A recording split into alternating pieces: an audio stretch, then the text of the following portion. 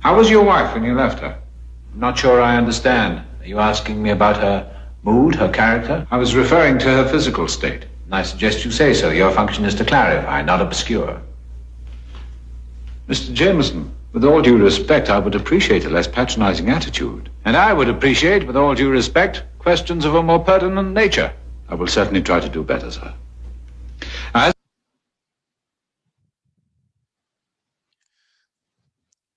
Evening, wherever you're joining us from. This is Smoking Damages from Reviews Room, and we're back, fellow victims, on CRWS, and we're interviewing 0526, as far as I know, the founder of this channel.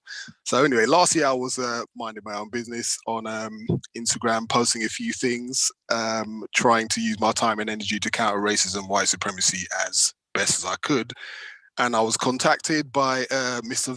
0526 and asked to take part in this book club, and I guess the rest is now. So I've been on this platform a few times, and I thought it would be beneficial, constructive, and informative if we would ask if he would answer some questions regarding racism, white supremacy. I've certainly found him to be a lot less confused than a lot of fellow victims that I've had communication with. So 0526, how are you today? And give us a little background as to what motivated you to start this channel.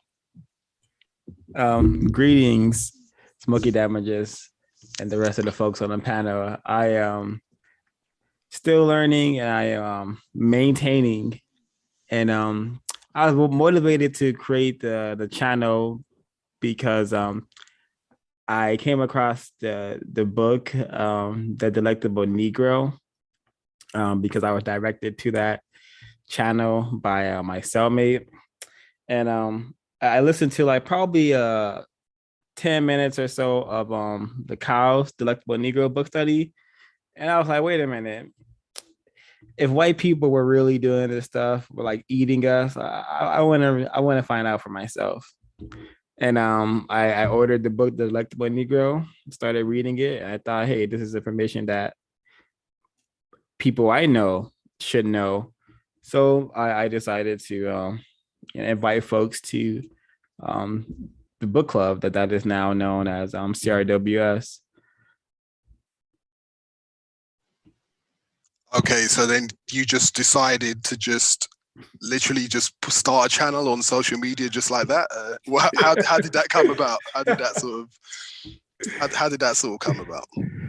Yeah, I thought it would be quite easy because I already had like a bunch of at that point in time I was calling them my friends. I thought I had a bunch of friends, so I was like, yeah, it should be easy, just start up a channel where we just read and talk about books. Spread the information, and it wasn't until I got my hands on the ISIS papers where the book club became more dedicated to solving the race problem. At first, I was just trying to get Black people to just learn a little bit about history and what was done to us by white people. And now it's dedicated to solving the race problem, spreading information regarding the race problem. Okay, did you have an idea about Neely Fuller Jr.'s code book at that time when you first started the channel? I think I have. When I started it, I hadn't read any of the information.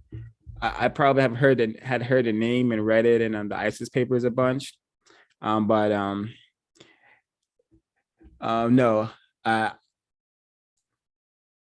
but I was beginning to learn about Neely Fuller, because he's writing that up there with Dr. Francis Creswell Wilson, and that was the second book we read for the book club, was the ISIS papers. Okay, so what kind of impact did that have when you got a hold of that book and you started reading like what Neely Fuller Jr. had to say about the code? Because I know, I mean, certainly for me, when I heard him on the, you know, different platforms talking about the code, but then reading the code again was quite different for me. I mean, what kind of impact did it have for you when you actually started reading about this stuff in black and white, as it were? Oh, it was a thrill. In regards to reading the ISIS paper, it was highly motivational, and it allowed me to understand my cosmic responsibility and my cosmic duty to assist in solving a race problem. And as for the code, I remember when I ordered it, I was simply excited, just waiting for it and checking the mail, and being highly disappointed that it took quite a while to get to my dwelling.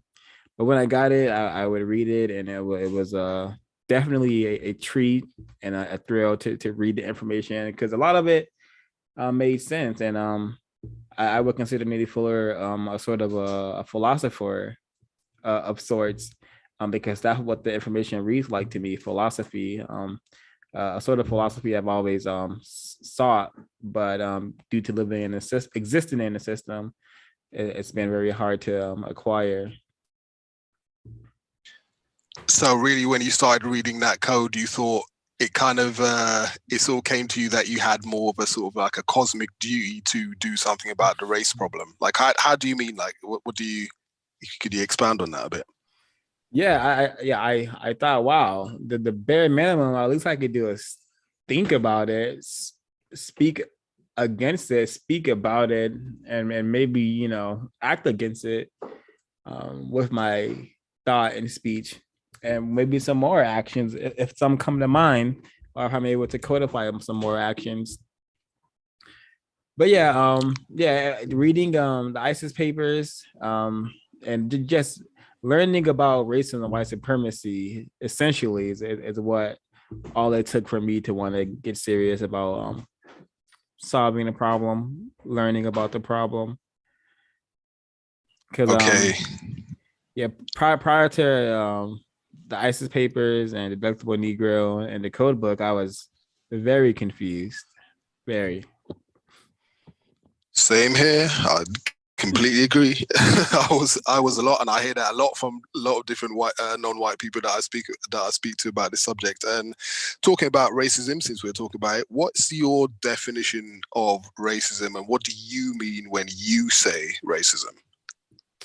I like to I like Gus's definition, but I change a couple of the words. Just for But clarification, that's Gus T. Renegade on context of white supremacy, yeah? Yeah, that's Gus T. Renegade from the Cows, context of white supremacy. But the Okay, go definition, ahead.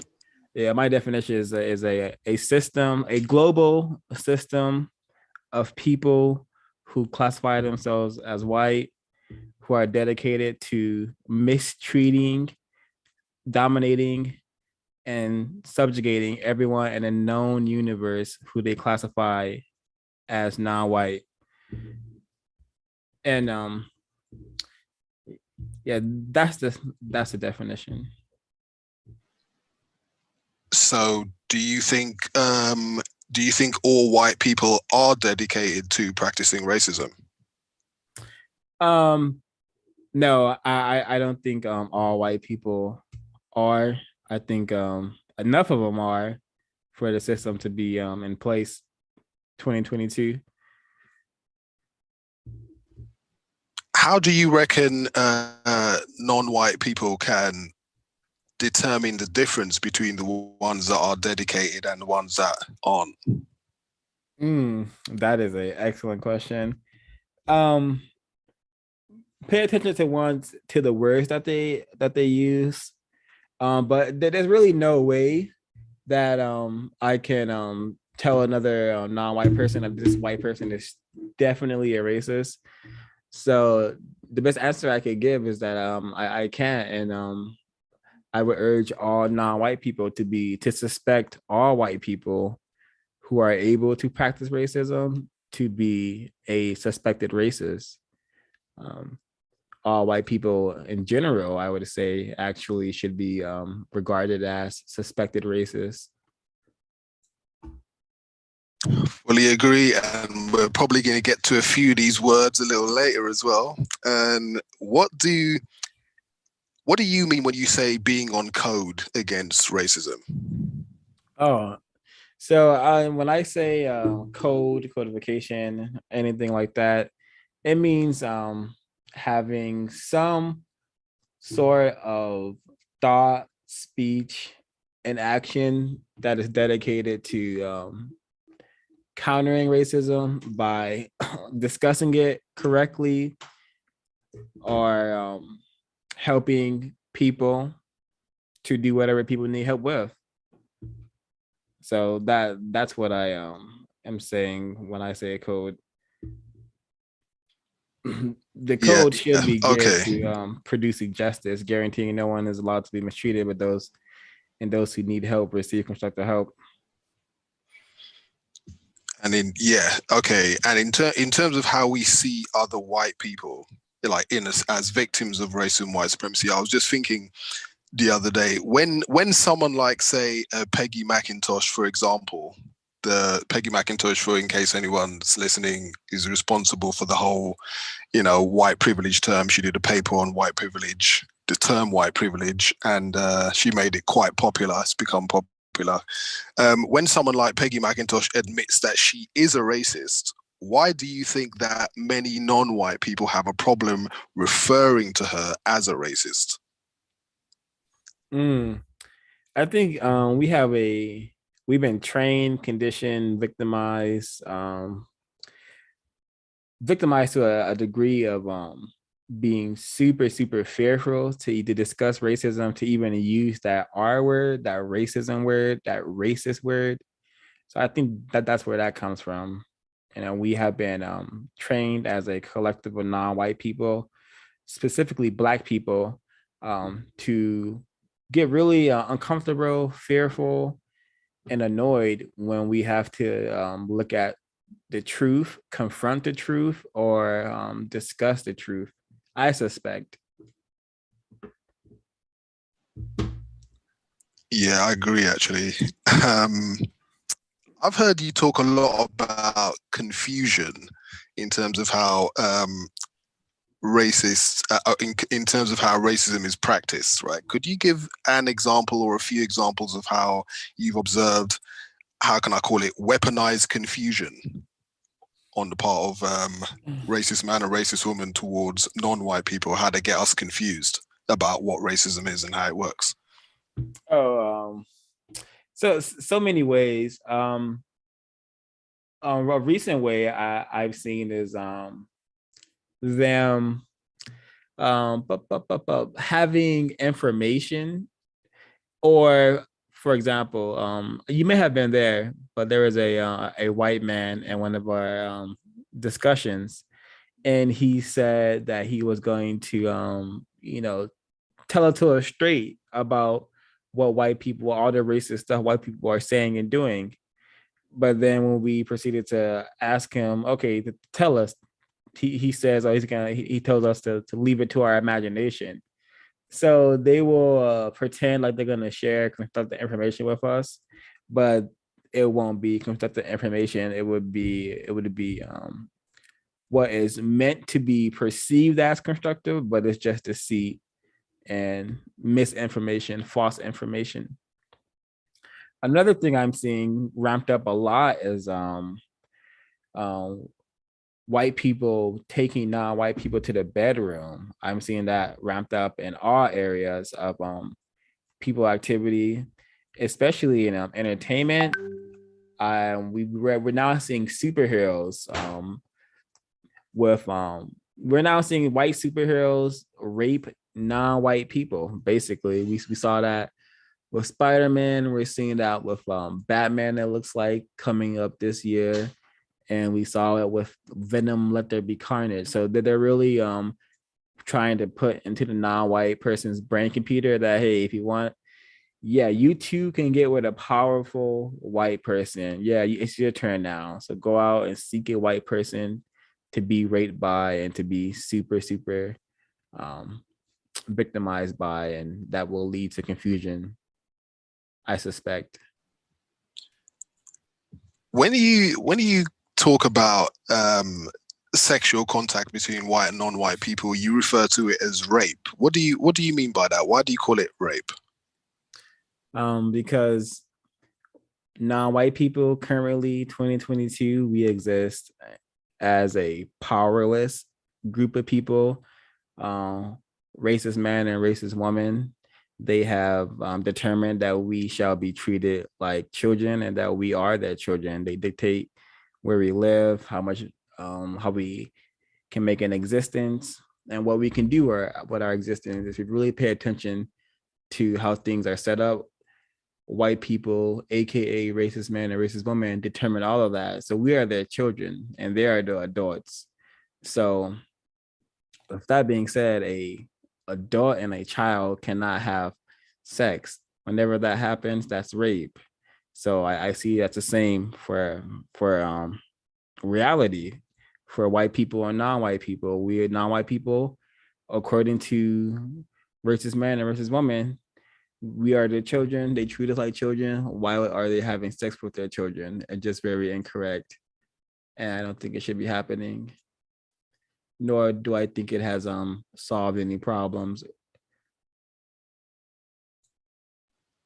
Do you think at one stage of your life that you were conditioned to view people classified as white as more attractive than black people, for example? And were you in turn raped by any white females? I'm certain I was conditioned to see white people as attractive, because if you look at my track record of the white people I've been raped by, and yes, I have been raped by white women, many of them. If you look at the white women I have been raped by, they're not attractive. They're quite grotesque looking, but the degree of confusion that I was suffering from and just the state of survival I was in, it all makes sense. It all makes sense. Actually, I was laughing because Helen put in the chat that picture of that of a white lady and the black male. I do remember like, that. We might have to post that just so people can understand exactly what we're talking about. And the black male is like, you're beautiful. I'm like, oh, this is bringing me back memories, because my first white girlfriend that I had when I was homeless and 17 in high school, she looked quite similar to that picture. Sadly, tragically, I have to admit, she looks very similar to this picture. I'm gonna put it on the screen for folks really quickly. All right, that's a picture. There you go. Context. So yeah, I have been in raped terms by of in terms of that, like being conditioned to view white people as more attractive than we are. Have you seen that type? Do you get a sense that white people understand that that dimension of racism, white supremacy, and that it's purposeful, and that they understand that they've been portrayed in the minds of non-white people as more attractive? I mean, for example, do you think that overweight white female in that photo probably understands that on some level she's still viewed as more attractive than other non-white females? I really I don't know, because just I suspect we're dealing with an insanity that I can't comprehend. So I don't know if white people are just that egotistical and maniacal that they, even when they look like the picture what we just put on the screen, even when they look like that, I don't know if they're still feeling like they're beautiful, you know, that that they're so attractive, even when they look like that. I don't know if that white psycho how I can't pronounce that word sometimes, but I don't know if the white uh, Like the psyche, or yeah, I don't know if the white psychopathology. Yeah, yeah. that's what I don't know if the white psychopathology is that they're super egotistical and they can look really, really ugly and still feel like they look really beautiful, or that they know that, hey, I'm white, even if I'm ugly, this non-white person has been convinced to and conditioned to see me as attractive. So I don't know. I don't know. Yeah, that definitely is a puzzler. I mean, I've seen some white females that would be, I don't know, considered by, I'd say definitely majority white people to be looked upon as quite unattractive. And then I've seen them sort of go around black males, if you're talking about white females, and yeah, with complete confidence, thinking that, yeah, you know, even though I'm quite unattractive around other white people, I can quite easily pick up one of these you know, these black people who have been conditioned to find me attractive. As have you observed anything like that with white people, with white females? Yeah, I'm gonna have to say yeah. And I think there's even like terminology for those kind of white girls. I think they're called grays. It's like the white girls who are kind of who can't find a white man, so they come down and they pick a non-white person, probably a black person, to capture and rape while pretending it's a equal relationship. Okay, to get into some intricacies in terms of confusion, words that white people use to confuse us as well, just to confuse us about exactly what racism, white supremacy is. Let me just get your thoughts on a few things. Is all racism practiced by white people? As in, if all white people were to disappear by next week, say, would we still have domination and mistreatment based on color? Oh wow, what a question. No, I don't think we would have racism and white supremacy if all white people disappeared. We would probably have a lot of mistreating still occurring, but it wouldn't be racism and white supremacy. Okay, and what's another bit that they confuse us with? We have like different types of terminologies for different types of oppression, and we view different types of oppression as the same.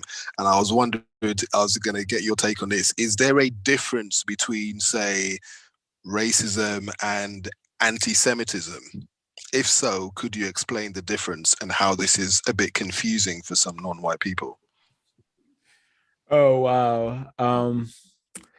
Yeah, there definitely is a difference. Racism, white supremacy is a system, is a global system that affects people in all areas of people activity, whereas this anti-Semitism, that's probably right next to a person being so-called prejudiced and discriminatory. That's where I put those at.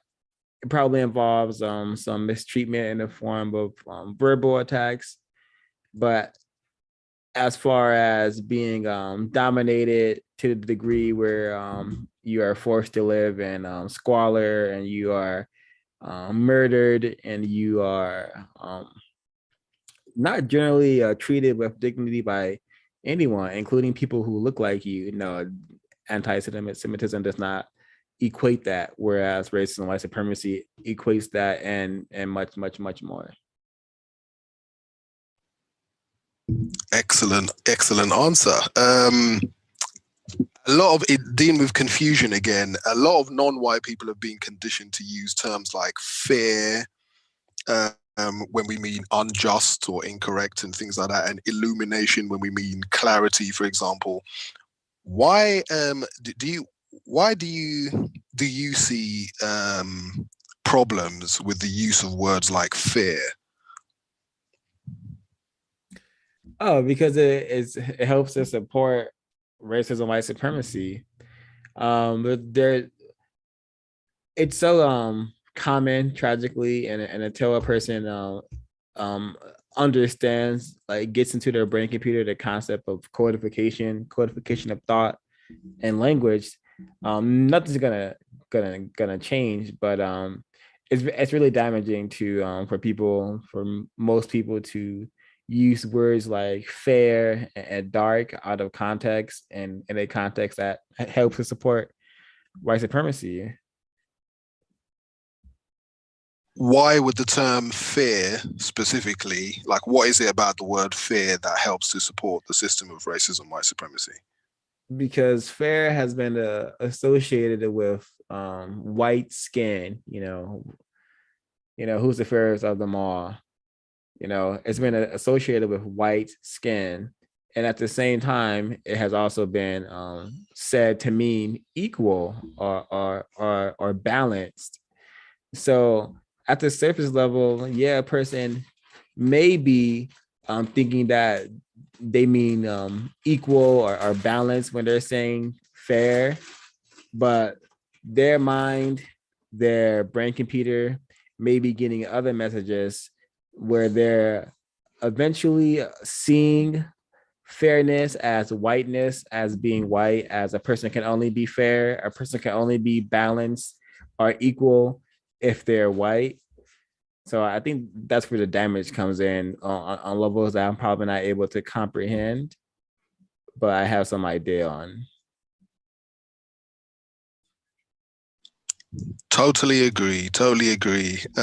Really, really confusing words that they get us to use. That they get us to use, and even some of the words that we use, they also try to commandeer those words as well. And one of those I wanted to get to with you is the term woke.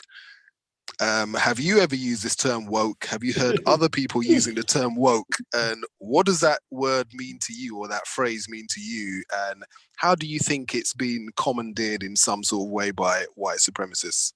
No, I can't say I've ever used the term woke to call myself, or as a complimentary term. I actually don't like the term at all, because Do you understand what it kind of means when other people use it, or like what do you have yeah, an idea of what it means? yeah, I think it used to mean like a person who was a little bit more aware of what was happening on planet Earth, or a person who has, yeah, who's somewhat aware of what's happening on planet Earth, whether they understood it as racism, white supremacy, or something else. They understood that something wasn't quite right, wasn't quite correct about what's going on planet Earth.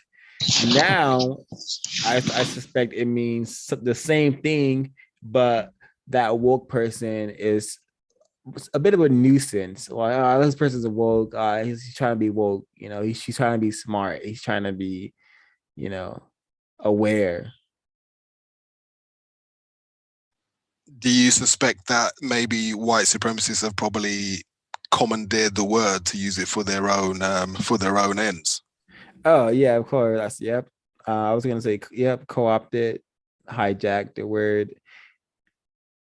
So yeah, it's another term that we should not use, because a person is only a person can be awoken, you can be awoken from sleep, but and we're woke when we're not sleeping, but we should not equate being woke with consciousness or being aware, or any of that, because it's, you know do you know about white supremacy or not?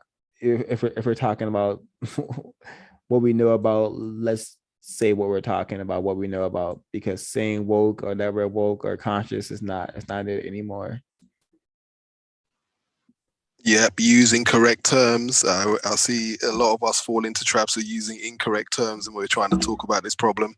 And one of these terms as well is the term Karen, right? It's become quite ubiquitous, right, in what we understand to be, what we understand in America, to be America and England, stuff, many English-speaking parts of the world. This kind of term Karen has just gone around the globe now, right? And Yeah. funnily enough, I don't hear non-white people referring to Amber Geiger, Judge O'Donnell Brown, Sandra Bullock, etc., right, as Karens, right? But but this term meaning Karen, what instead of actually without me saying that, what does the term Karen mean to you, and do you find it a constructive word to use or a non-constructive word? Karen to me is a euphemism that people use to describe a suspected racist or a white person. And I don't think it's a constructive term because, as I said, it's a euphemism that we should not use any euphemisms when discussing racism and white supremacy or its racist participants. So if a white female, for example, is practicing racism, you recommend that we just define her as a racist suspect or a white female who's practicing racism. Precisely. Yep. Okay, in terms of confusion again, right? There are many, I don't know, many suspected white supremacists or some more confused non-white people when we're apparently supposedly wanting to have a discussion about racism, white supremacy. They also sort of pivot halfway through the discussion and talk about LGBTQ oppression, etc. Right? Do you see this as non-constructive? If so, why? Is all oppression the same? Yeah, I see it as very I see it as actually destructive because it destroys a person's intent of wanting to focus on the race problem, because that tactic of lumping and pretending like the gay problem or people who are gay being mistreated is equivalent to non-white people who are black being mistreated. And it's not the case at all. It's not the case at all. I cannot pinpoint a time and place where gay people were yeah, I don't even need to go into it, but yeah, I think that answers the question. I think you definitely did, and the term, just as far as another confusing term, right?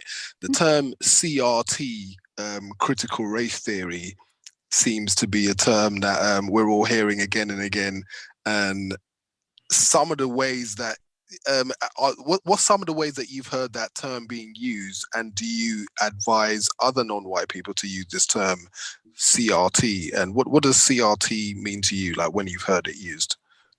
Oh yeah, CRT is another I want to call it a psyop because it's being used in so many different ways. It's being used to spread fear.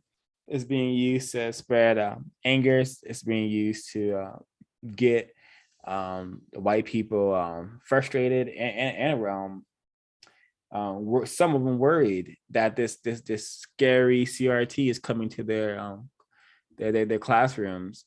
And it's a word that white people are wanting, I suspect, are wanting black people to use, because it's not a constructive term. Critical race theory. Yeah, we don't have to theorize racism. It's here. It's real. Racism, white supremacy is absolutely real, and that acronym CRT is it's very similar to the term prejudice and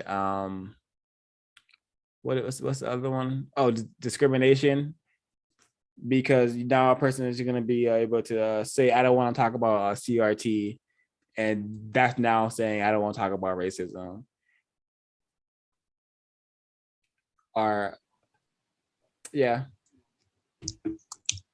Yeah, in terms of confusing words and terms, unconscious bias. I've heard a lot of non-white people being very, very confused about this term, unconscious bias, like racism is practiced unconsciously or subconsciously. What do you think about this term, unconscious bias? And do you think a lot of racism is practiced unconsciously? No, I don't think any racism is practiced with unconsciously or with some sort of unconscious bias. Tragically enough, I had a so-called Mexican professor at my university, and this was in a psychology class, and he was so-called teaching us about those biases, unconscious biases. And then I said, oh, like the model minorities, like Asians are model minority. Would that be an unconscious bias? And he's like, yeah, exactly. But in hindsight, that was. He said what? Sorry, about the Asian. Was that about unconscious? Say it again. I said, so what? I asked him, so what? So would the model minorities, would Asians being a model minority, would that be an unconscious bias? And he said, yeah. But if you wanted to, in hindsight and practicing logic, that's actually a racist stereotype. That's actually racism, racist logic, actually. The model minority, Asians being the best non-white person. That's not an unconscious bias. That's racism. Okay, so do you think all white people that practice racism do so in a conscious way? They definitely all know what they're doing when they practice it. Oh yeah, I think it's like on automatic. Some things they do that are racist, they don't have to think about doing it. And there are some things that they do that they intentionally think about doing that are racist. And then, but that doesn't mean that they sometimes don't attempt to be nicer to some victims, or they don't attempt to help some victims of racism. So even if a white person is attempting to help you, or even does help you and deliver some constructive information for you, you would recommend that non-white people still view that white person as a racist suspect? Certainly, well, 100%. Even if that white person just gave you a heart transplant, still a suspected racist until the race problem is solved. Okay, so you just brought up like a while ago the terms prejudice and discrimination, right? And you said you recommend that non-white people not use these terms. What are the why do you see the terms prejudice and discrimination as not constructive, and why do you recommend that non-white people not use those terms when talking about racism, white supremacy?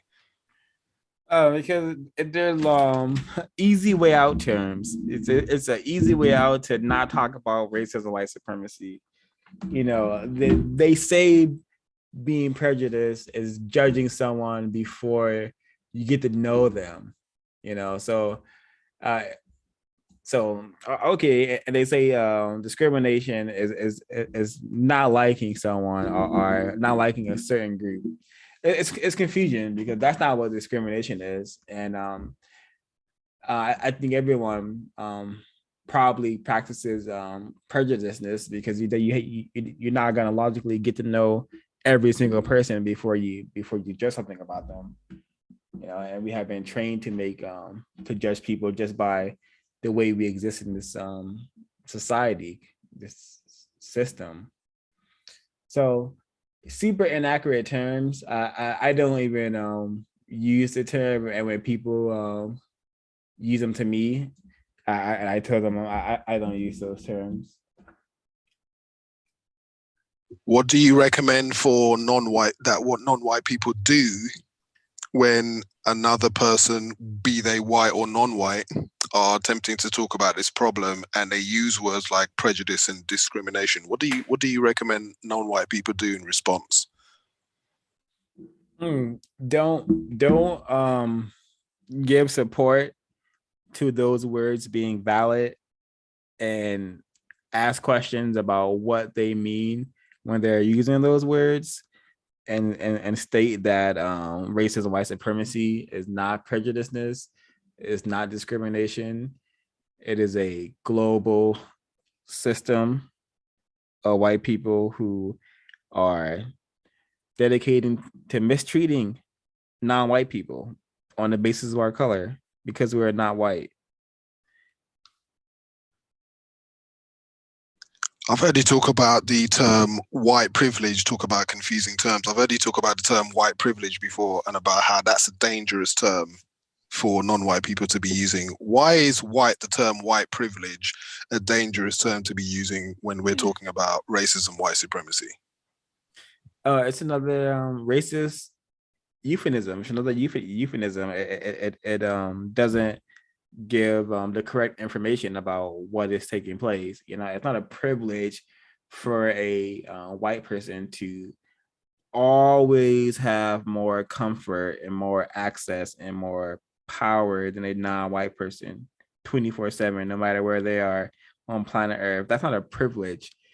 That's power.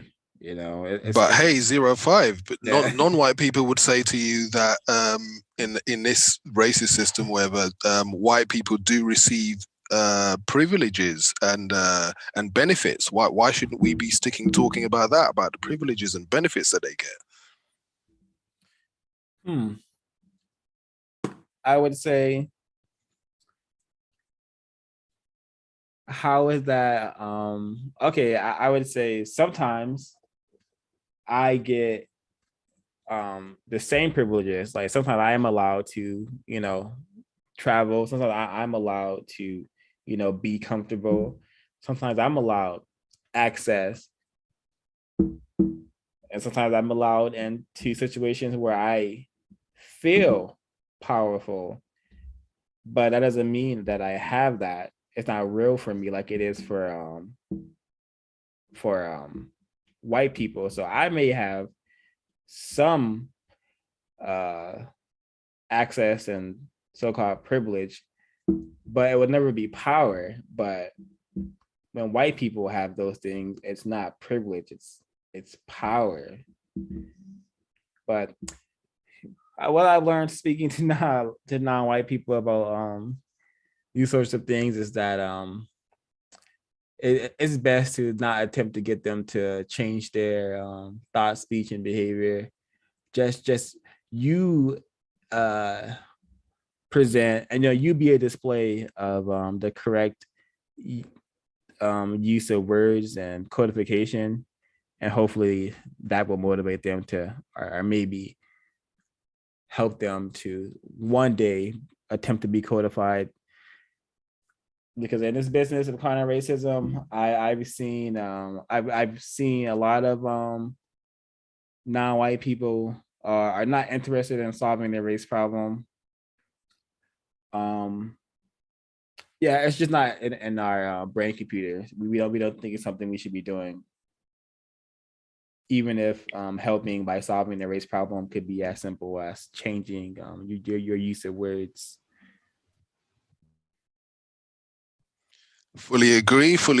And in terms of talking to other non-white people about this subject, this problem, racism, white supremacy, what kind of advice do you give to non-white people to stay away from arguments? Like if they find something's happening like that, we're talking about we're talking about this problem, and then I'm sure you've seen it, I've seen it, a lot of us have seen it, where non-white people get into arguments. What sort of advice could you give to non-white people as to how we can best guard against arguments with other non-white people in a system of racism, white supremacy? Yeah, it took me a long time to get out of that urge to have to get my word in, to give, to avoid that back and forth. So I would say, stress is the number one killer of non-white people. Well, white supremacy, racism is, and then number two is probably stress. And a lot of our stress comes from us being in conflict, whether it's conflict with the system or in conflict with other Black people, other non-white people. And arguments are definitely one of those stressors. So I, speaking for myself, I only make if I see something, I may just make one statement. When one codified statement may be a question, or just maybe a statement, and that's it. But I don't argue or debate with folks anymore. I used to use a lot of my time and energy going back and forth with people on Facebook, on Twitter, Instagram, YouTube, but it's not worth it. Non-white people who are classified as Black, we have been sabotaged and conditioned to be very, very, very, very just interesting bunch of people, and we shouldn't spend our time and energy dealing with us if we're not doing so constructively. So you see it as non-constructive for non-white people to argue while speaking about racism, white supremacy, even if we disagree with each other? 100%. 100%. Like yesterday, when we were in that call, it was hard at first because we were hearing a lot of incorrect. No, I'm not gonna say incorrect. We're hearing a lot of illogical information that was not true and did not make any sense. But it was hard for us to maintain ourselves and not want to correct them at every instance. But that's where codification comes in. Codification in the form of VGQ. We do not want to argue when discussing the race problem. We only want information that's going to allow us to solve the race problem, think in directions that's going to help us to solve the race problem. That's it. And we're not here to debate or shouting contest or who can put the best combination of words together, What does the term sellout or coon mean to you? And what do you think about those terms and how they're used and when people use it?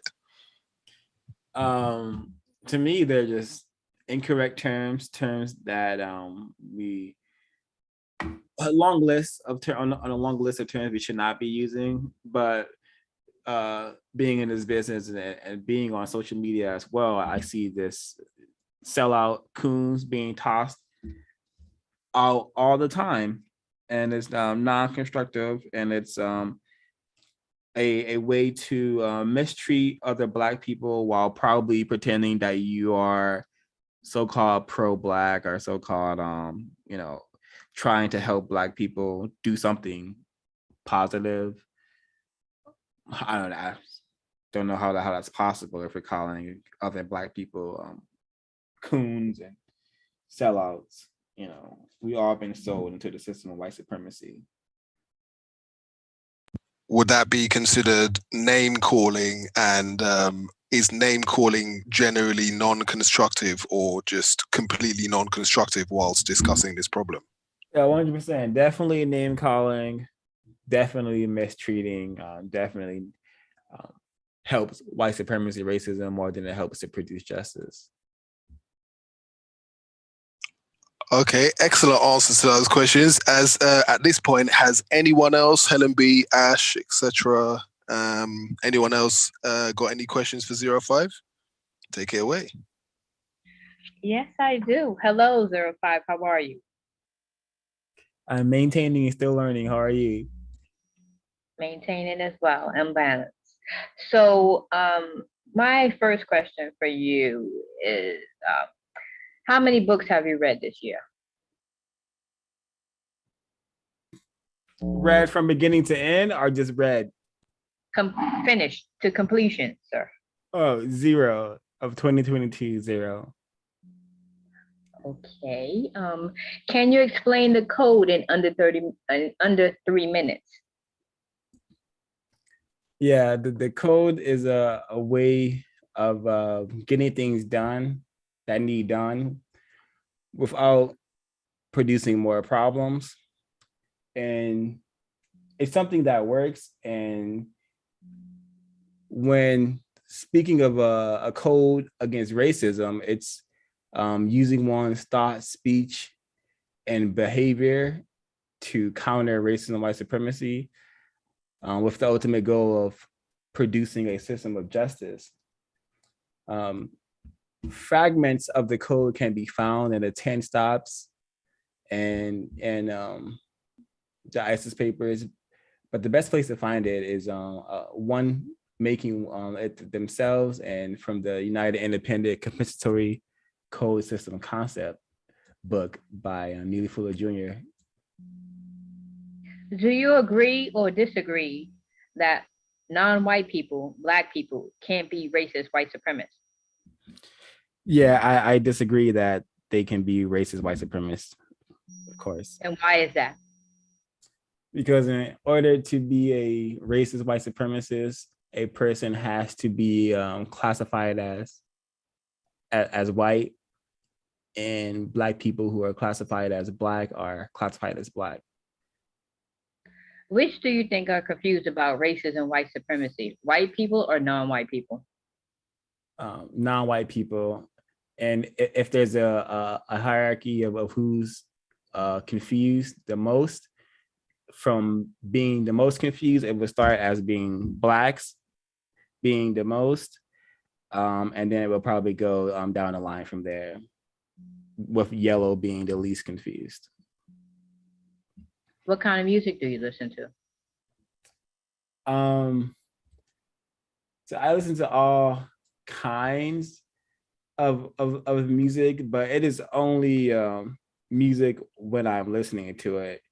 Like for example, I can listen to a song that a person could view as non-constructive, but I could be using that song to work out, so that noise becomes music to me. And so that could be rap, for example. Does that make sense, or should I try to explain it again? No, that makes sense. Is it a choice to practice racism, white supremacy? I believe so. I believe so, but I could be incorrect, and it could be some sort of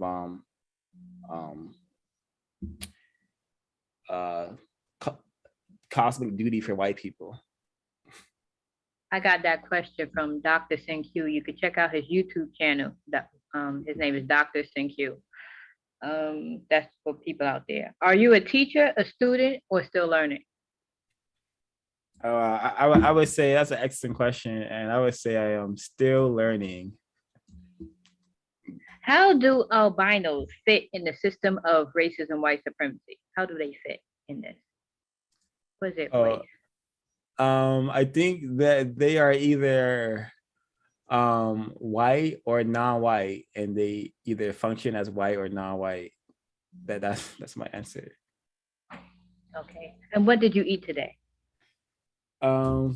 Excellent question again. I had a smoothie that contained arugula, a ton of greens like kale, spinach, and more greens that I don't know the names of.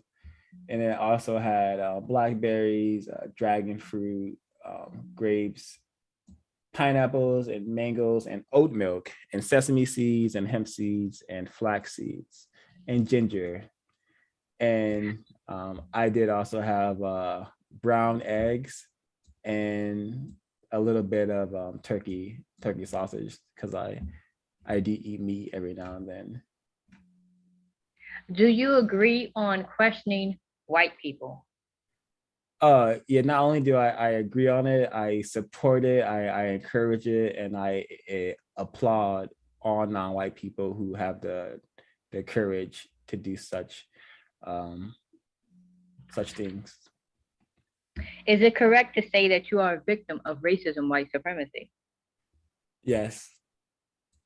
What do you mean when you call yourself a victim of racism, white supremacy? It means that I am treated on the basis of my color, and because I am a person classified as Black, it means I don't get the best treatment.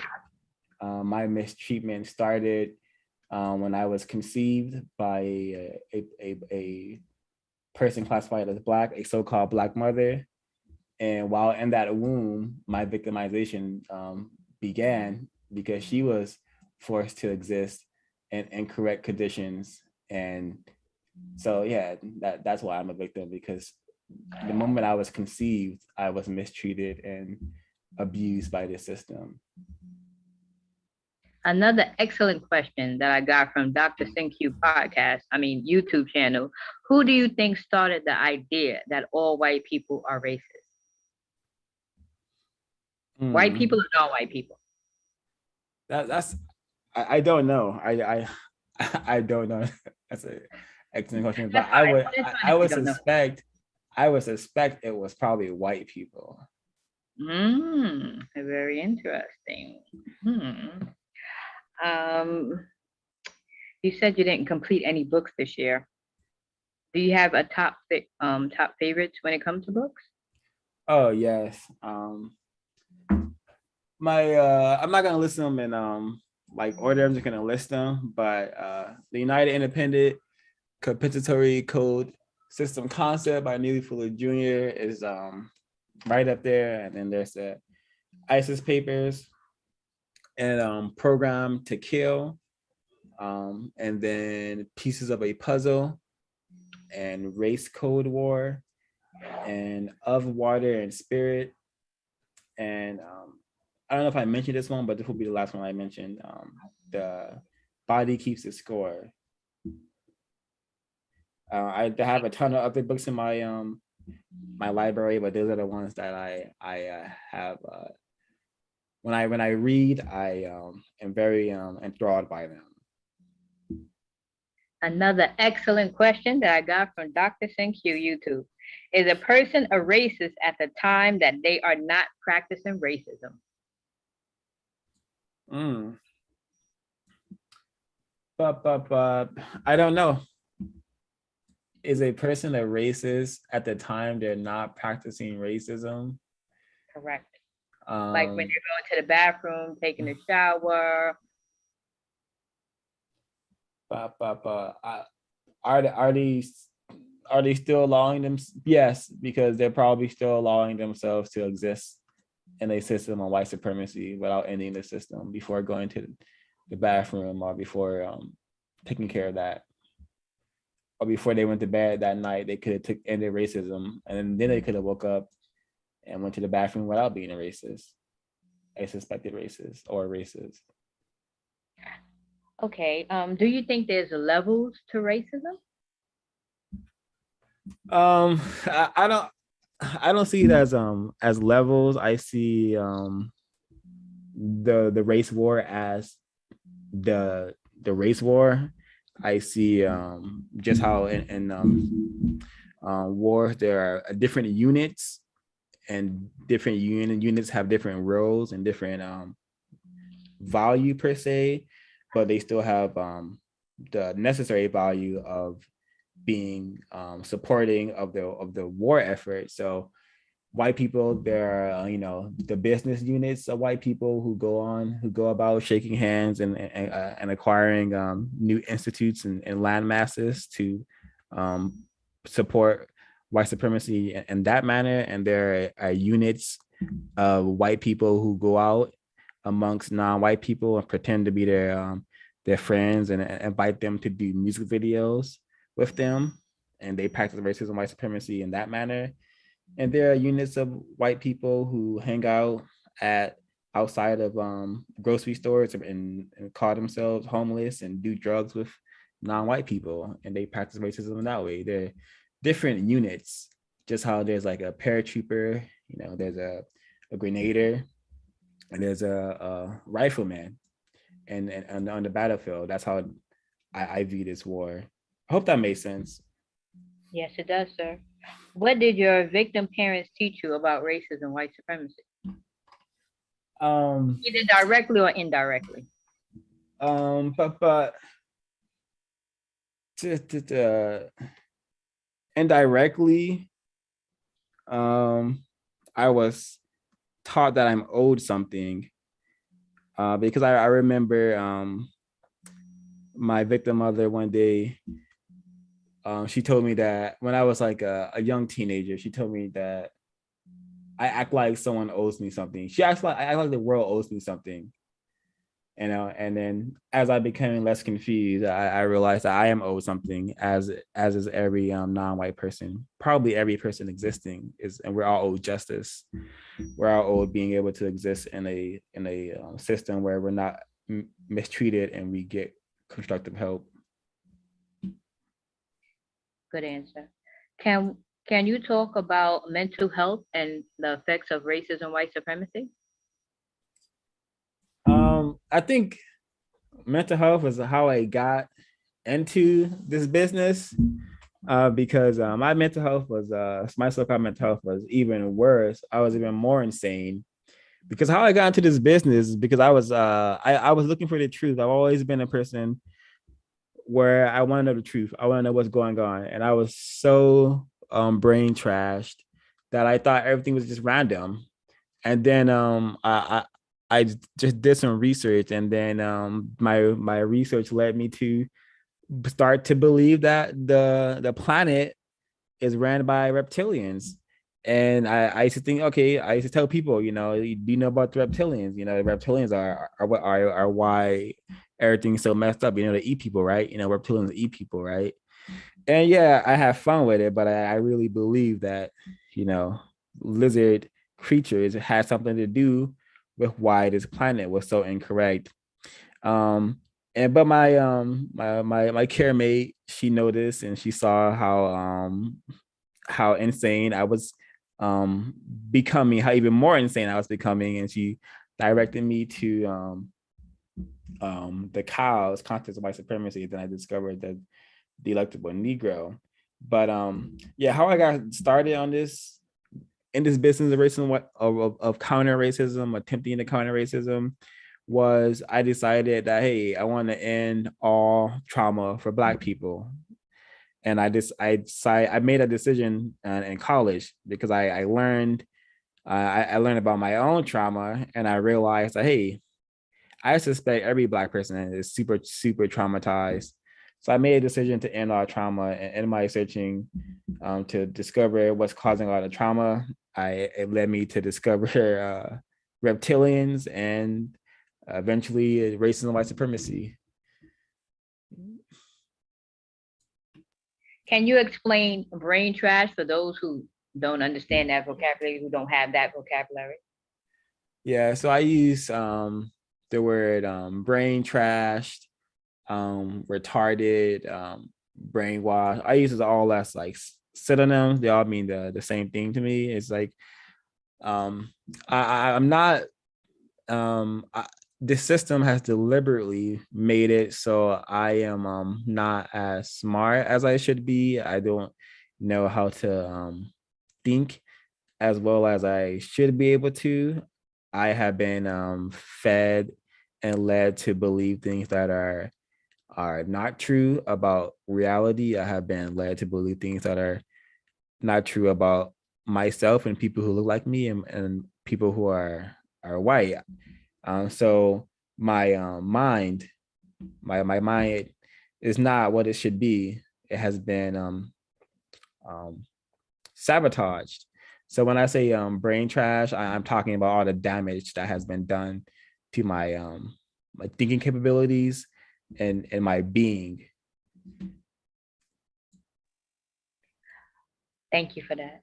What's your definition of respect? Oh, refusing to lie to oneself. Simple as that. What's your definition for Black self-respect? Is a person classified as Black who is not only refusing to lie to themselves, but they're actively attempting to counter racism and Would, and go reach ahead. universal man or woman. Would you agree that non-white people might confuse respect with courtesy? Yes, I see that often. And why do you think that happens? Because we have been trained and conditioned to think that being nice or courteous to a person is showing respect, and we have been fed this concept of respect as people listening to you or being nice to you, and we've been fed this concept in area 3 entertainment, area 2 education, on the schoolyard politics and all that nonsense. So that's why I think that is. Okay. Top 5 suggestions for non-white people and white people, what they can do to help dismantle, combat the system of racism, white supremacy. All right. I'll start with the who should I start with first? Who would you like me to start with first? White people. Okay, for white people, the top is to stop lying to this is not in any particular order. All of these are insanely important into us solving a race problem. But stop lying to non-white people in regards to that racism and white supremacy is not real and global. Number 2, stop engaging in sexual activities with non-white people until the system of white supremacy has been eliminated and replaced with a system of justice. Number 3, stop adopting non-white children. Number 4 would be to stop allowing white people to imprison large numbers of Black males and stop allowing them to warehouse Black males, and to the degree that they do. And number 5 would be to teach your offspring, your white children, to counter racism, to not be like yourself, to that, yeah, to teach your little baby, your children, all your children, to eliminate racism and white supremacy.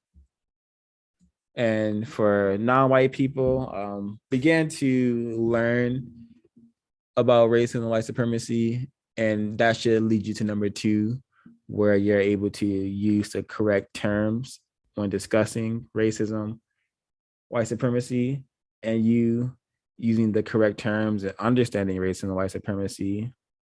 I guess number 3 can be understanding racism and white supremacy, what it is and how it works.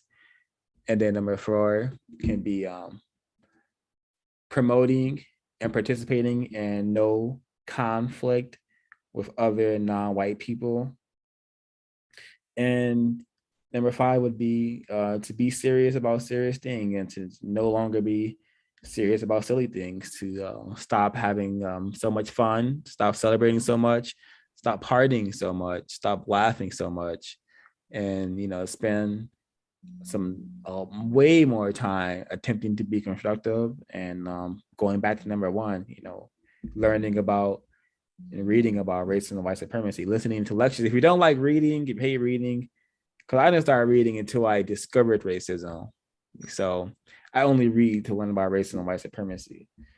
So if you don't like reading, you listen to some lectures. There's tons of Thomas M. Wilson, Dr. Francis Wilson, Neely Fuller Jr., Dr. Marimba Ani. There's so many, Dr. DeGroy, the cows, contents of white supremacy. There's so much information out there that could help us to improve our codification that doesn't require reading. So that's what I would suggest to white people and to non-white people. Also a suggestion, listen to Audible. And when you're listening to the lectures and Audible books, You could, go shopping, you could exercise, you could still, clean the house, cook, all those things. Just just a suggestion. How many non-white black teachers did you have in school when you was in school? You said how many you said how Non-white many? black teachers. How many black Oh, teachers? okay. Okay, I heard you. Let me go from K through 12. I had two in my K through 12 education, and I had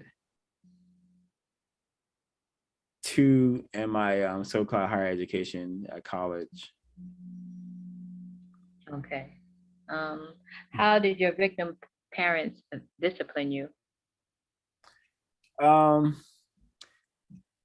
was spanked, but it wasn't to the degree where I've heard other victims report, but it still wasn't that constructive. It could have been handled more constructively without that kind of abuse.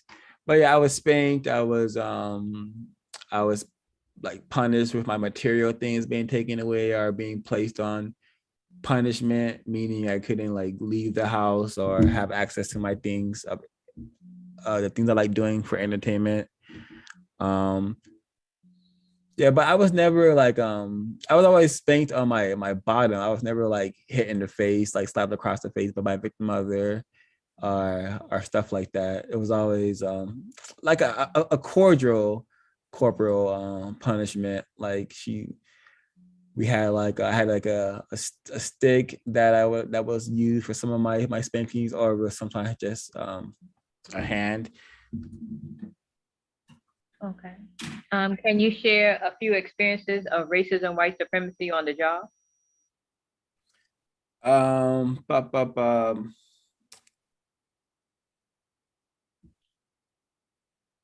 the job. Oh man. I think Or one. Yeah, okay, so I used to work this one's way back, but it just shows how confused I was because it was so in my face. It was so in my face, but I didn't get it until many years later. But there was I used to work at a movie theater, and there was this suspected racist named Tom there, and he got hired. He was pretty fresh in. But as soon as the time for assistant managers were being hired, he was the first one to get the position when there were so many floor workers who had been there for years, who were of course more deserving than that to get that position. But so the injury, all the white managers and assistant managers, they would all hang out together, and then it was reported to us that they would make jokes about one another, and then it was reported that one of them made a joke about me and said that I look like the kind of person who has bodies under the floorboards. This is when I was like probably like 23, somewhere around there, maybe 22.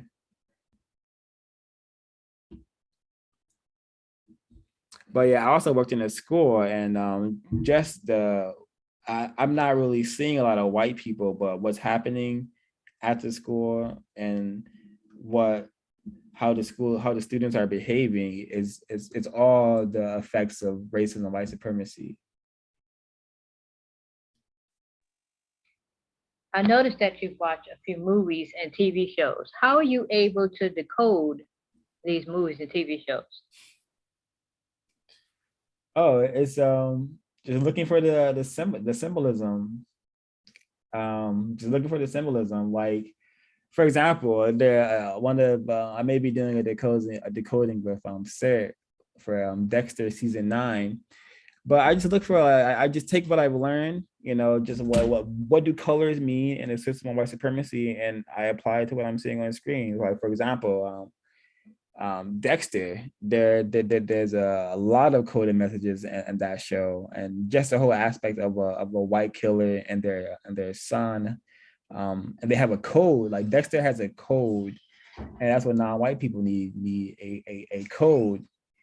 But anyways, there's a part in Dexter season 9 where a white buck is killed, and it has a lot of significance. And if you are just an average person, you don't really understand white supremacy racism, a white buck being killed doesn't mean anything. But because I'm aware of the system, I understand that, deers are killed all the time.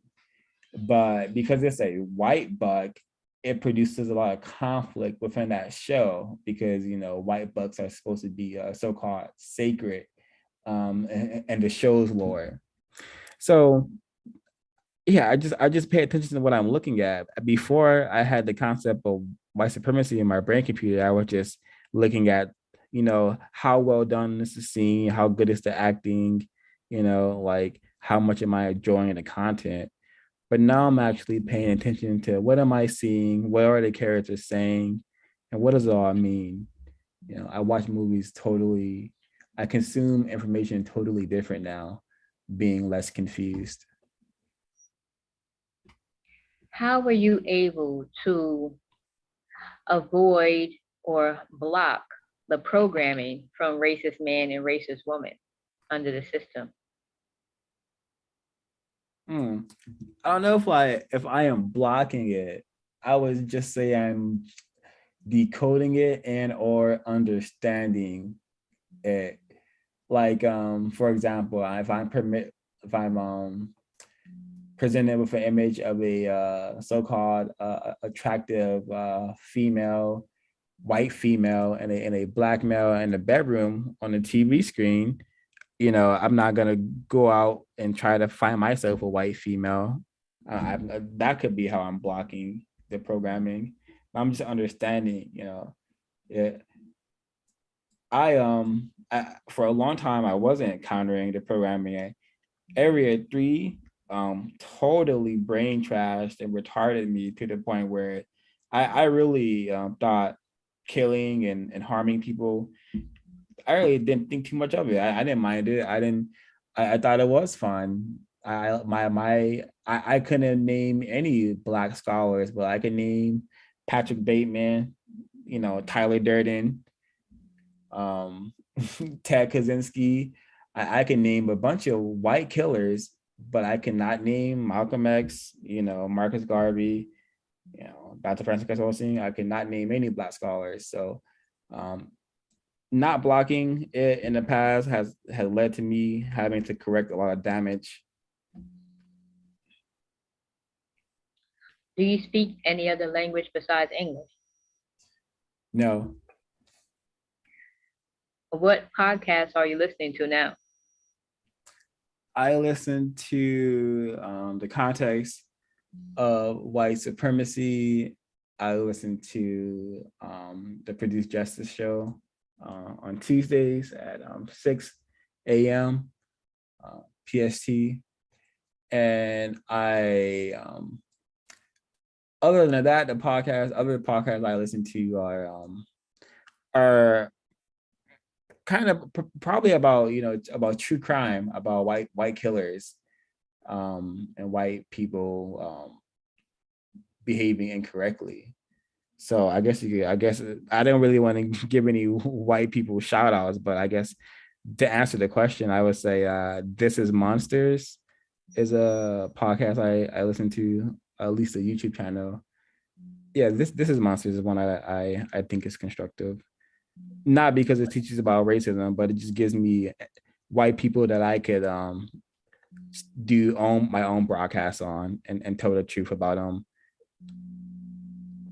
Okay, thank you very much. That's all I have. All the questions that I have for now. I might come back later. Anybody else with questions? Thank you.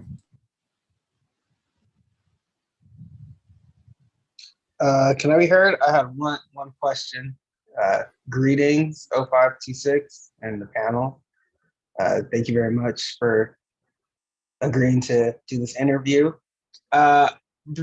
Very briefly, could you describe maybe some racist propaganda you've seen or you've been witnessing of late?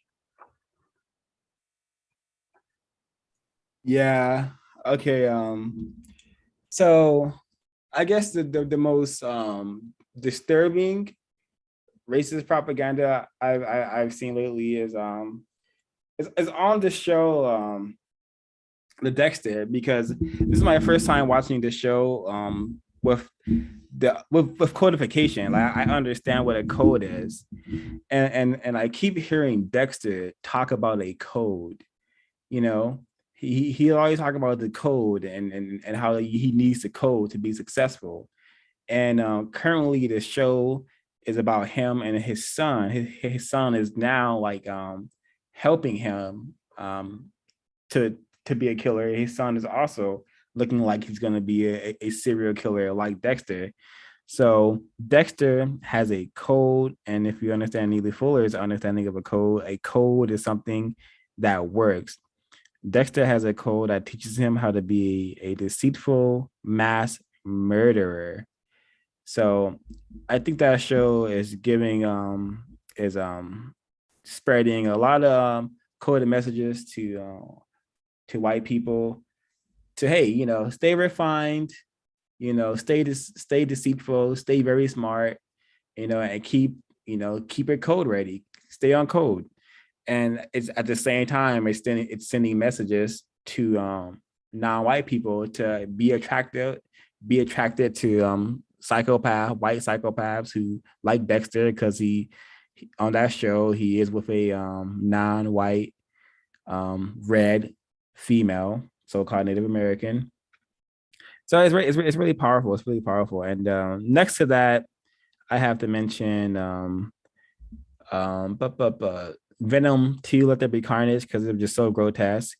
There's a black female who it's implied she wants to sexually engage with an alien creature who is also a old white man played by Woody Harrelson. So I thought that was really powerful stuff. Thank you. My next question is, can you talk a little bit about how attempting to practice racism has affected your relationships with other people and how you relate to them? How attempting to practice counter racism? Yes. Oh yeah. Well, I become super independent. I don't have any people that I would call friends. I don't have any people that I would call family. Honestly, I'm just an individual now. I have it's completely severed them, because I thought I had friends. I thought I had families. I thought I could hang out with my friends and family. I thought I could spend quality time with my friends and family. But that's impossible, because I am a prisoner of war. I'm a victim of racism. I am not allowed to have a family or a friend. So yeah, it has completely severed them and erased them. Thank you. My next question is, is there a specific moment that maybe a specific event or moment where you realized attempting to practice counter racism where let me try and rephrase that. Can you describe a specific moment when you realized you should start practicing counter racism? Oh yeah, the moment I discovered it, I came across it. The moment it presented itself to me, I didn't need to think much about it, because I spent most of my existence just being so silly and so stupid and so confused, that once I saw the logic, it made complete sense to me.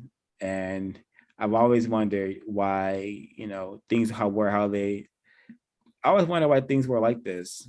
I just thought it was random, as I mentioned earlier in the broadcast, but it's not random, it's by deliberate design. Okay, thank you. Under a system of racism, white supremacy, who should non-white people be focused on?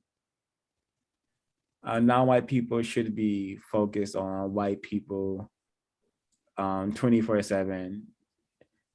They should go to bed thinking about white people and wake up thinking about white people and what they're up to and how they can get them to produce justice. Okay, thank you. Those are all the questions that I have. Thank you very much. Appreciate it. Thank you. Any other questions from anyone else? Go right ahead. I have a question. How do you think that white supremacists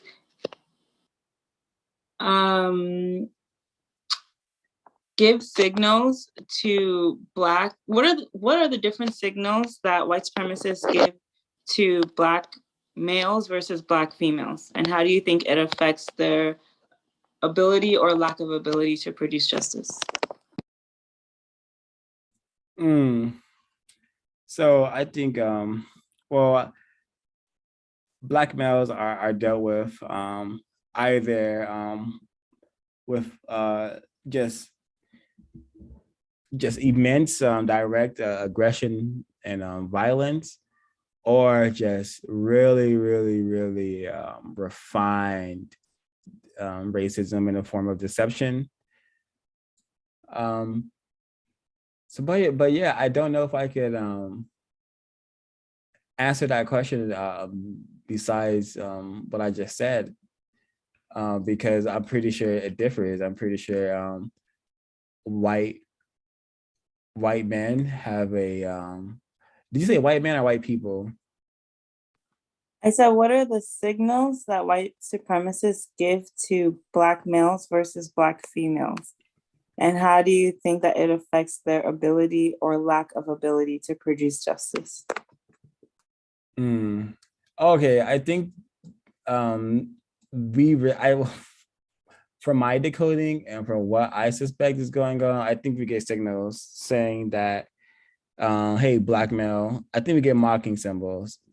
Like we will turn on the TV or turn on the music, and we will always hear Black people being mistreated or degraded. Like, hey, Black bitches are shooting niggas, or turn on the TV screen, you see this beautiful Black female being raped by a white man in the bedroom with a white man. And those mocking symbols are saying, haha, look, Black male, you don't have your counterpart in the form of the Black female. You don't have any sort of unity or cohesion with your fellow Black males. Y'all out shooting each other.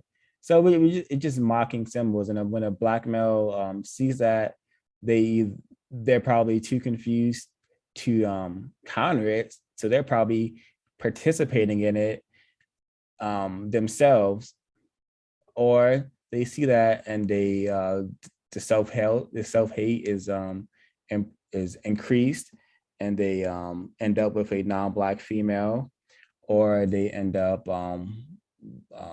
just a confused Black person who is not attempting to counter racism, but is supporting racism in some way, shape, or form. Thank you. That's my only question. Any other questions from anyone else? Just jump in. I got another one. Should Black people or people classified as whites, should non-white people be limiting their contact with white people? And could you explain your answer as well? I'm gonna say um no, because we should attempt to get constructive information from white people. If we No, if you can get constructive information from them, no. If you can't get constructive information from them and they only want you around to have fun with you or to be your so-called friend, then yes. But if you can get constructive help from them, information from them, then yes. But if they just are having you around as their friend, which should be decoding as their pet, then yes.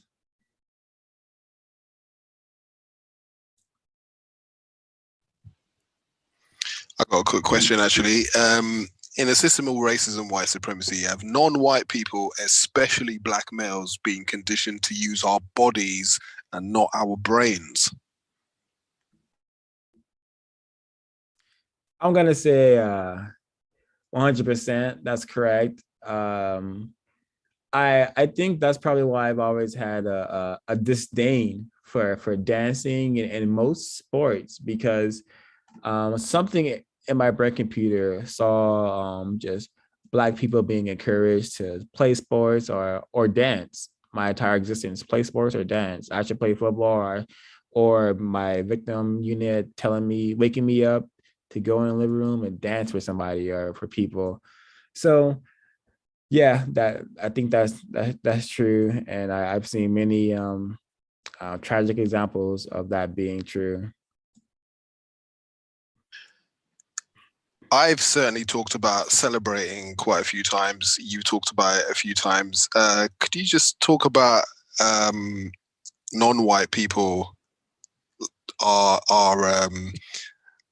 are seemingly kind of obsessive, our obsession with celebrating in this system of racism, white supremacy. What are your thoughts on that? Yeah, it's very tragic and disturbing that and probably and display and a cry for help to how miserable we are, and how much suffering we are, and because we look for any opportunity to come together and just forget and just consume party treats, food, whatever is consumed at parties. Mostly, a lot of it, all the times, is alcohol and sweets and fumes, smoke fumes. So I think we just want to escape. We are just so miserable that we look for those opportunities to come together and pretend like we're a family, and we don't have all these so-called skeletons in the closet. We don't have all this conflict going on in this victim unit. And yeah, it's or because I'm not what I'm saying, I'm only like it's 50-50, and the other half is right here. Or we have just we're not miserable. We have just been conditioned to be that silly and that stupid that we really just want to have fun. We look for any opportunity to have fun, and the best time to have fun is when we're celebrating these holidays, celebrating these bringing in new slaves to planet Earth. Okay, what kind of slave am I going to bring in? Is it a boy? Is it a girl slave, or is it a boy slave? Let's have a slave reveal party where I'm going to pop some smoke and it's going to be pink or purple. I mean, pink or blue. So yeah, it's getting, yeah. I don't know if we just want to have fun or we just or cry for help. But I know it should stop. And Yep, celebrating whilst on a battlefield is definitely non-constructive, in my opinion, as well. And a lot of times when we hear some non-white people talking about racism, white supremacy, a lot of confusion is displayed in terms of, we usually hear phrases like, we need to come together, etc. And the code, Neely Fuller Jr.'s code, talks about being united but independent.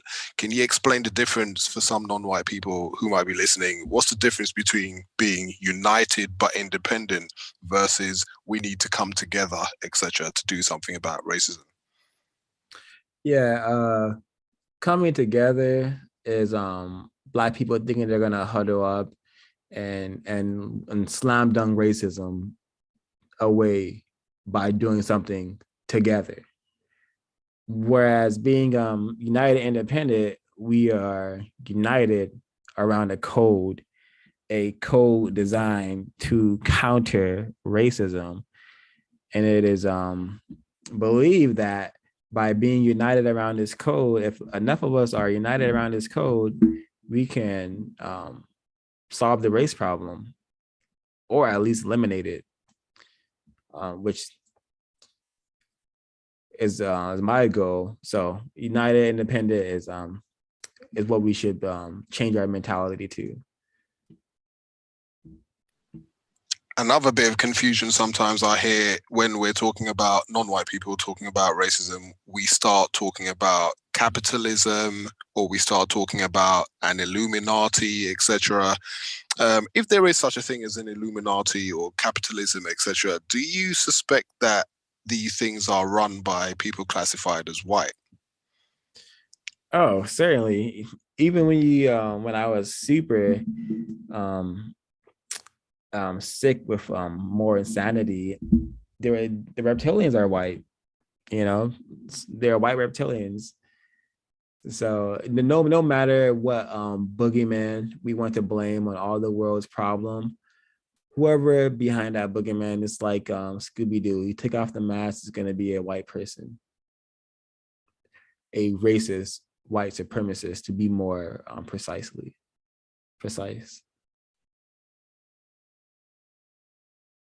Great. Has anyone else got any more questions at this point?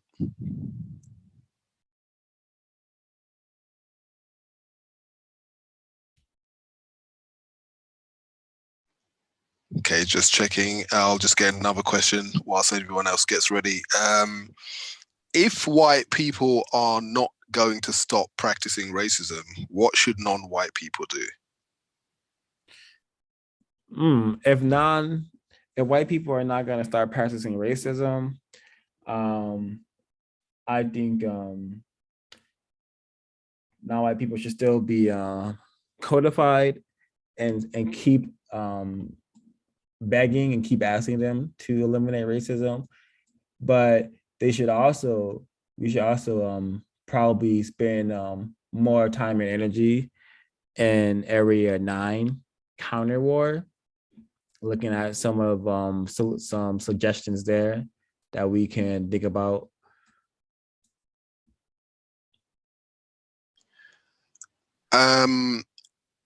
How do you see, I think you covered some of this already, but I'll just ask this. How do you see the system of racism, white supremacy being maintained in so-called entertainment?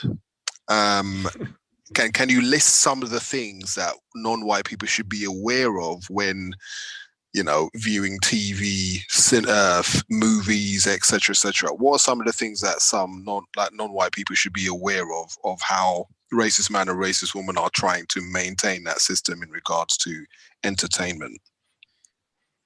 Yeah, it's the words. Words are huge, hugely important to how the system is maintained. And TV, movies, music, what do they all have in common? They use a lot of words. I saw the new Spider-Man. Dark being used as a negative was in that movie. At least I remember it at least 2 times. I'm pretty sure it's probably in there more. But all films are going to use like words incorrectly, and that's going to get into the audience's brain computer, and then they're going to be using the same words incorrectly.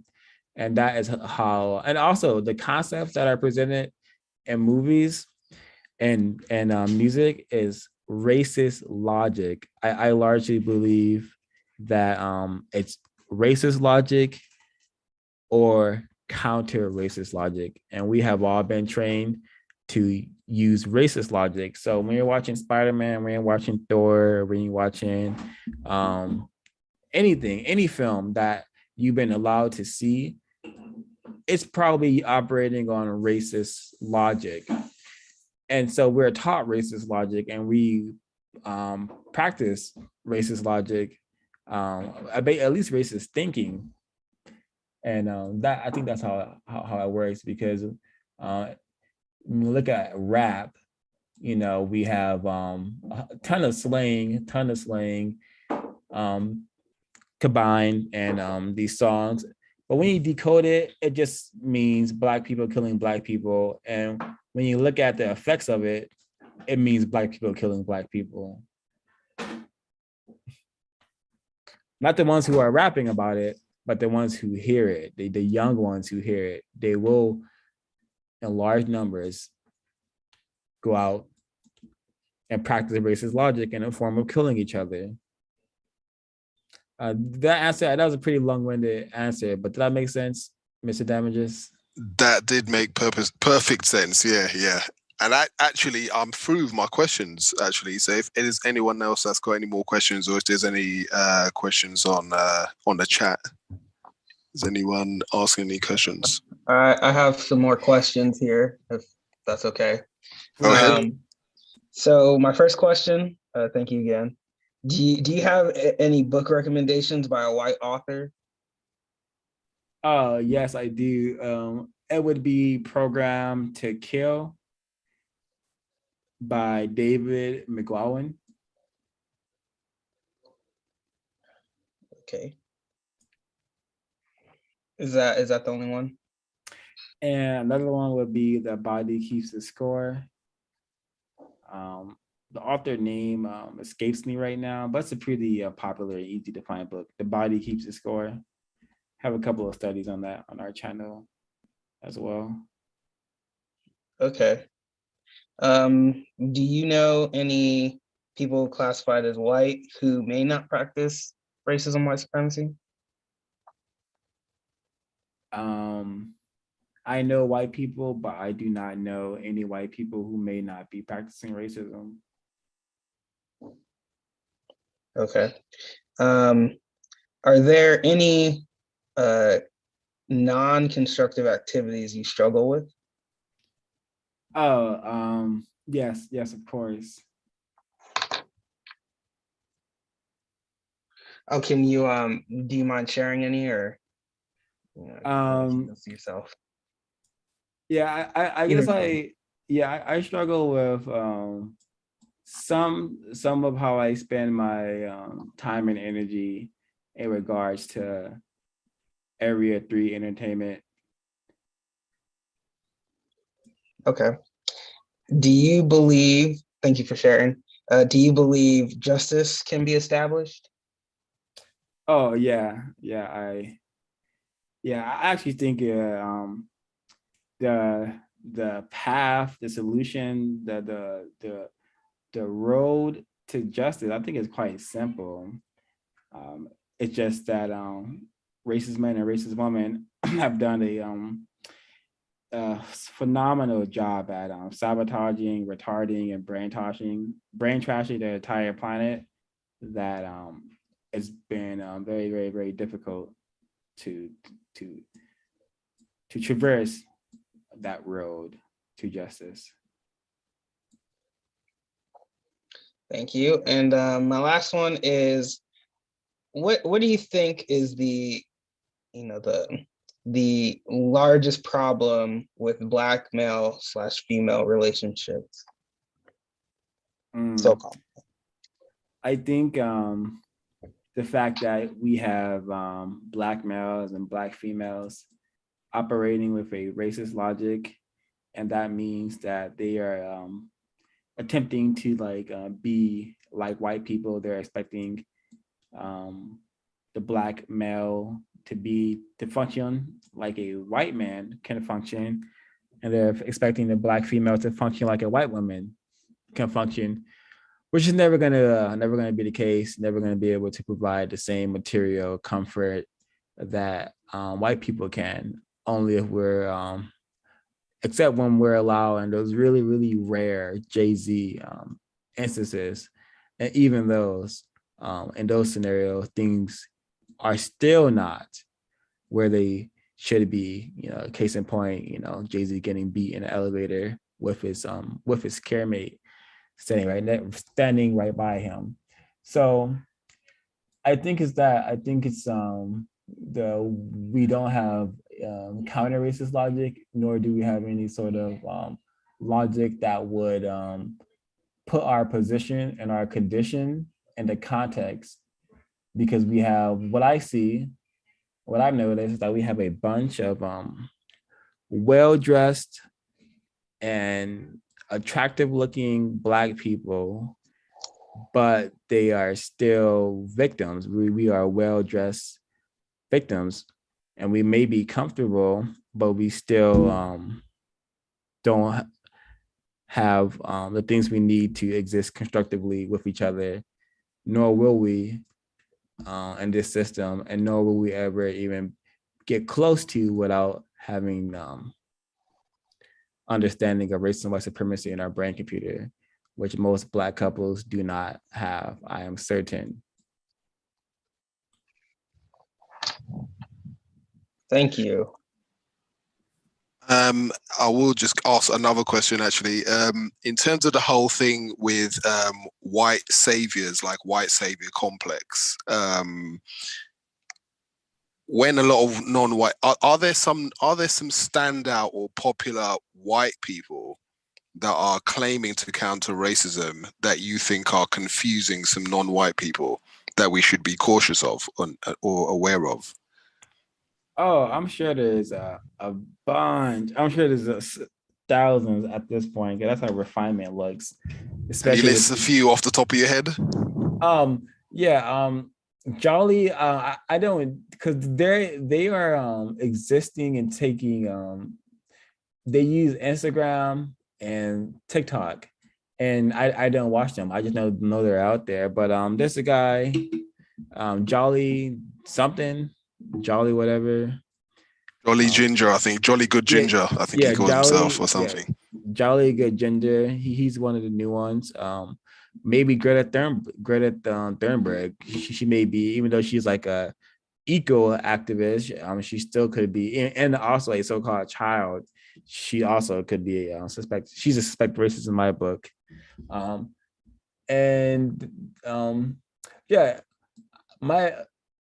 best thing I say to that is, whenever you're a non-white person is scrolling or comes into contact with a white person who is talking about racism or something racist that happened, and the conversation and what they're saying ends without the system of justice being produced or being mentioned of needing to be produced, then you just suspect that person was not is a suspected racist, probably practicing racist, attempting to make you like them or believe that they are not a racist. But yeah, because it's Do you usually hear some people who are classified as white talking about racism, white supremacy, without talking about punishing white people who practice racism? Can you repeat the question? Have you ever heard, or do you ever hear people who are classified as white talking about racism, white supremacy, or talking about racism in general without talking about punishing white people who practice racism? Oh yeah. I think whenever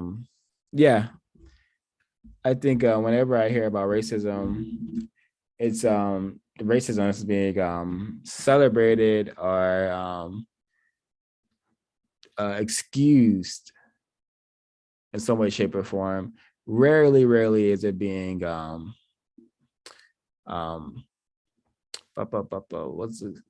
criticized. Yeah, that's what I seem to hear as well. Why do you suspect that they're not talking about punishing the people who practice racism, even the white people who are talking about racism and how bad it is? Oh, because racism is what a white person is supposed to be able to do. A white person can't practice racism, then why the hell do they need this system? What they want the system?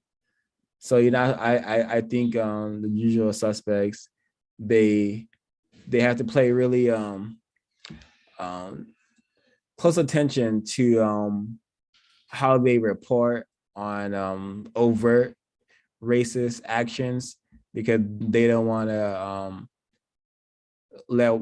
make white people think that the system is becoming weaker by criticizing racism, but they will sacrifice white people every now and then, as we've seen happening lately.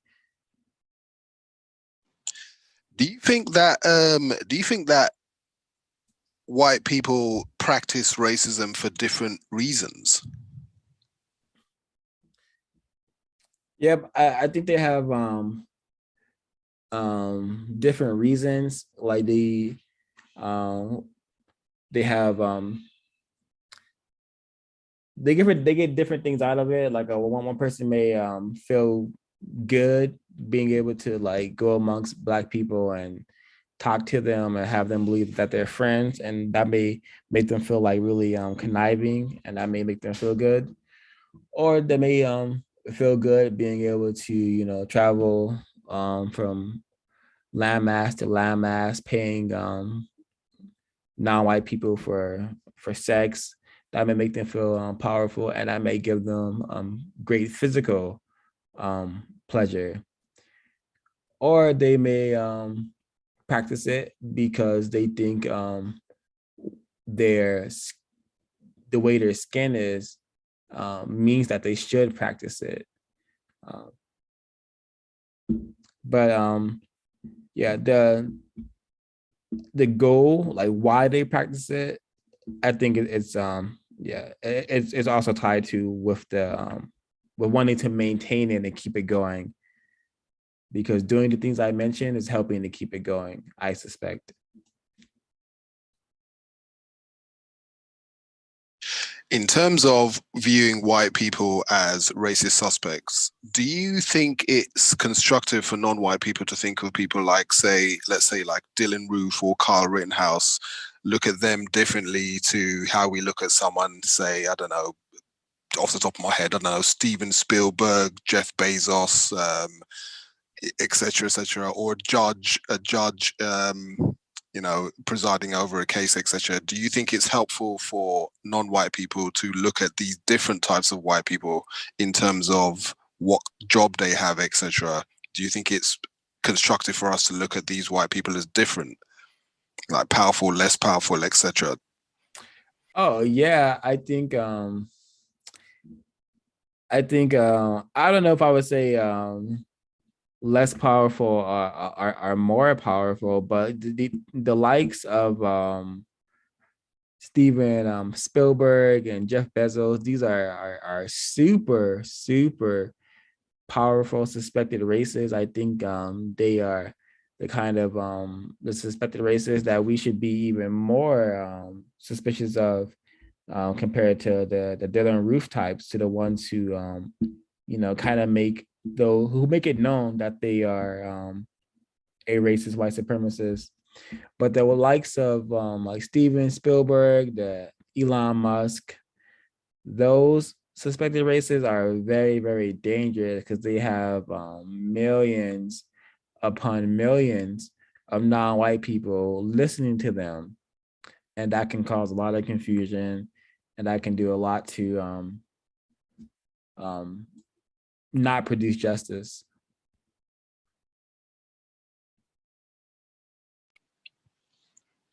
Okay, any other questions? Because I'm definitely through with my questions now.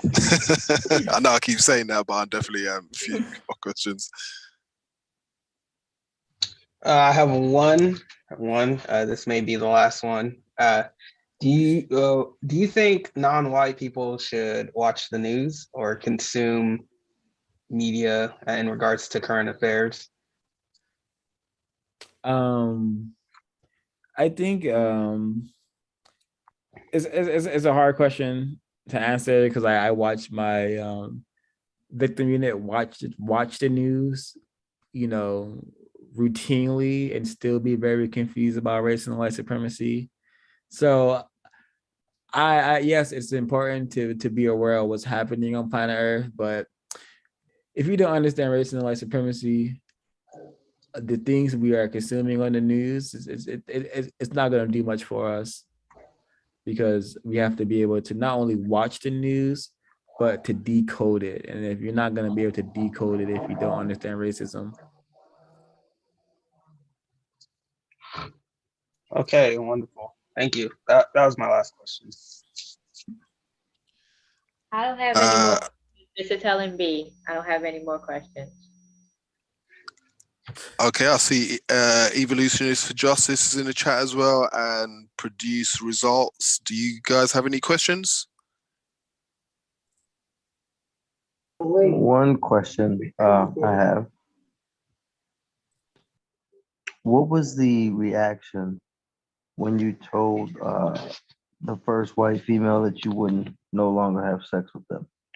What was their reaction? No white women have approached me for that since becoming less confused. Did you notice that they're only attracted to someone with a very foolish, childish mind?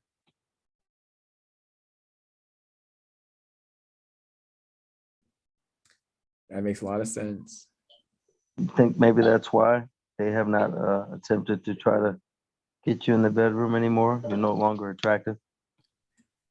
I think that could be the case, combined with just me not being in areas like clubs or parties or social gatherings where those interactions take place.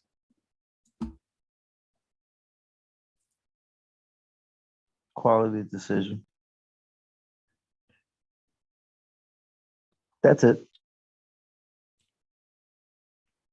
Yeah, I don't. There are no chats from no questions. I mean, from the chat, but I do appreciate the audience. There are folks here, but no questions, which is totally fine. Okay, well, that's great. I think that has been excellent. And thanks for agreeing to do the interview as well.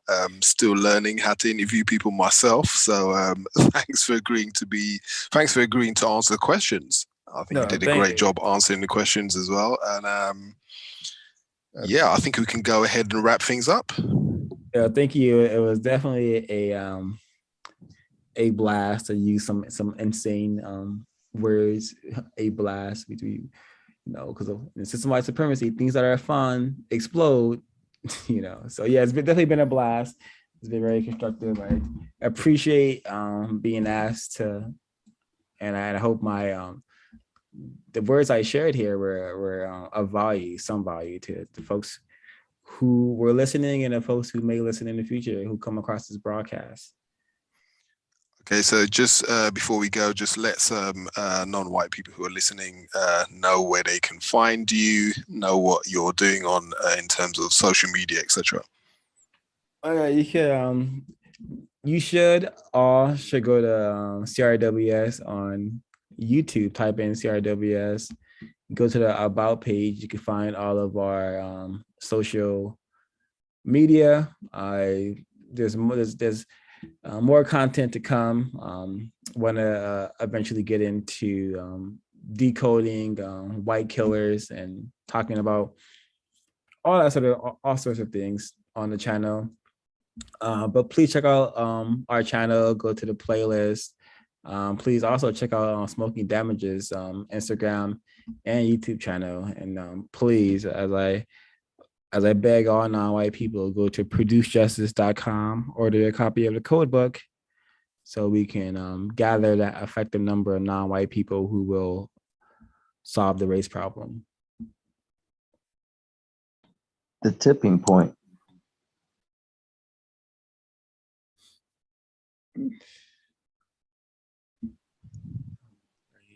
Elaborate on that, Evolutionists of Justice?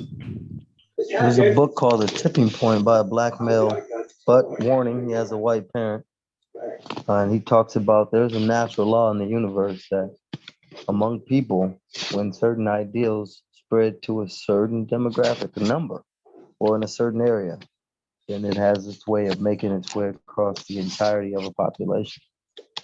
So we just need enough to get to the tipping point. Reason and logic says that. White people have to learn white supremacy, so non-white people have to learn to counter it. And after only a certain number of us, it's over. I agree. We have to get to the effective number in order to counter this problem. That's true. Yeah, okay, so I think we can wrap things up. This is Smoking Damages for Reviews RM, and yeah, I think we'll see you. I think we've got the decoding. Well, we've got the book study on Kahari and Haro's Race Code War. That's on Sunday, GMT 7 o'clock. I can't remember exactly what it is for PST, but that'll be on Sunday. And yeah, that's CRWS signing out.